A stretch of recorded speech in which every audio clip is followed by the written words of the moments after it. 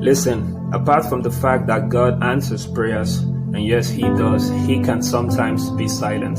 I know because I've been there, and if you have not been there yet as a believer, you will get there at some point in your Christian journey, where you earnestly seek God, but all you get in return is a sense of His silence. And this silence can be difficult, it can be frustrating, it can be excruciating. But if you are watching this video right now, I want you to know that God's silence is not His absence. The Bible tells us of the story of a man named Job who was well acquainted with God's silence. In his pain and suffering, he cried out to God.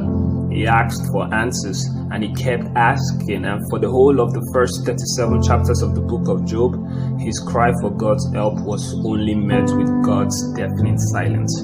You see, as Christians, at some point in our lives, we may feel like God is silent over our problems. But from the story of Job, we can learn to keep trusting God, to keep crying out to God in prayers, just like he did.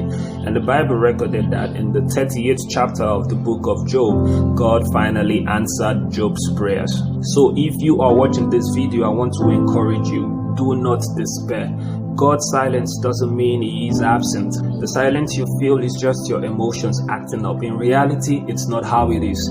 You are not alone. God is with you. And all you got to do is keep trusting Him, keep holding on to His promises, and keep crying out to Him. And I promise you, He will show up for you.